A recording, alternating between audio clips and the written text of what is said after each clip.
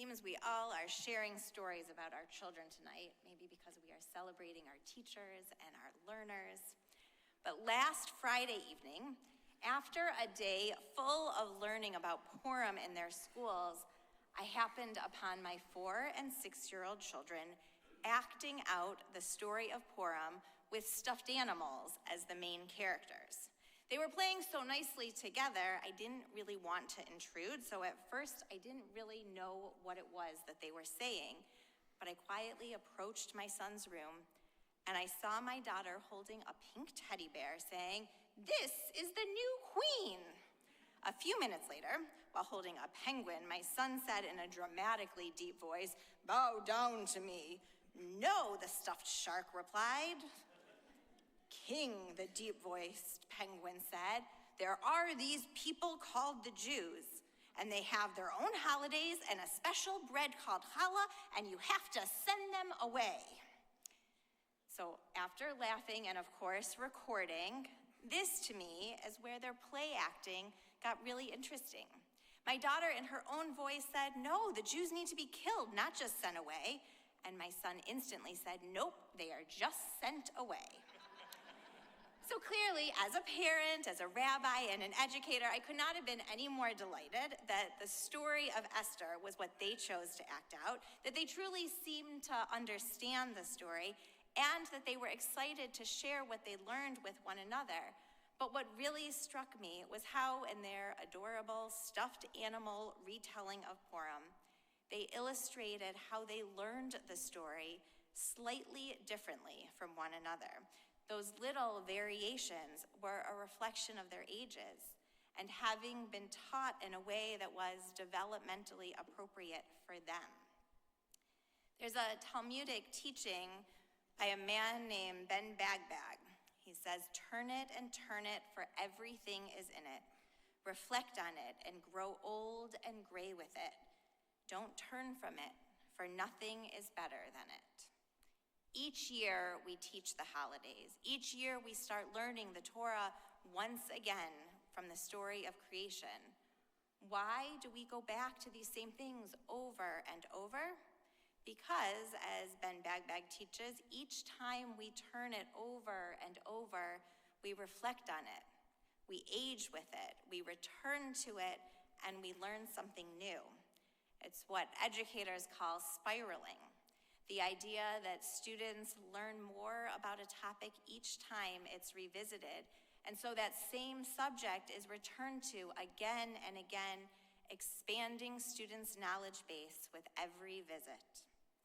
Each year, as we roll the Torah back from Deuteronomy to Genesis and begin our study anew, we add another layer of meaning.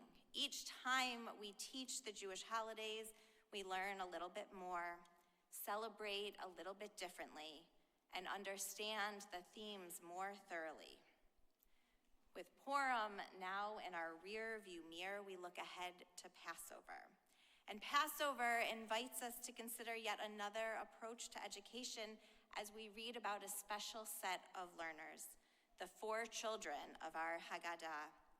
Tradition teaches us that one was Chacham, wise, one was Rasha, wicked, one was Tam, simple, and one was She'eno Yodea Lish'ol, he didn't even know how to ask a question.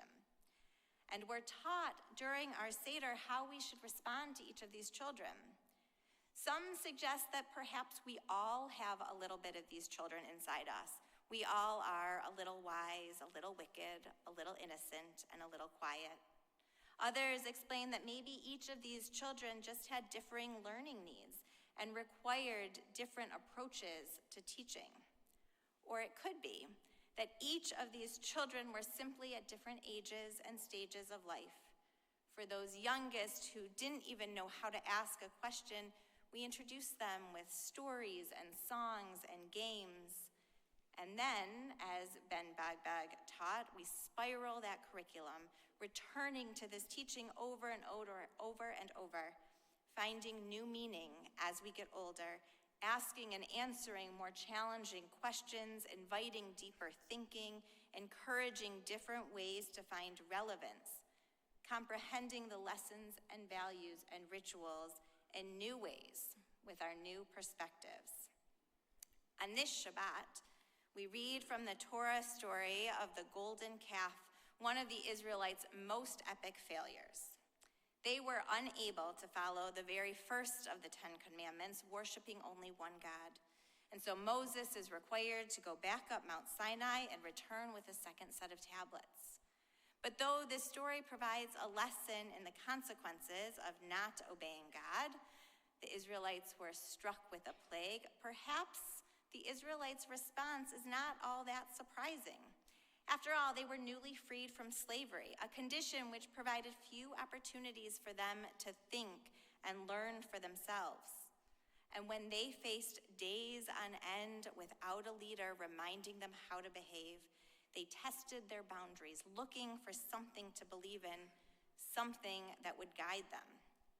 The Israelites weren't ready to receive the 10 Commandments the first time. It took a second time for them to be in an emotionally, intellectually, developmentally appropriate place to really hear them and to be able to accept the commandments. The Torah spirals, revisiting laws and commandments over and over, recognizing that at different points along their journey, as they grow and mature as a community and as individuals, the Israelites may be better able to make sense of their relationship, their covenant with God.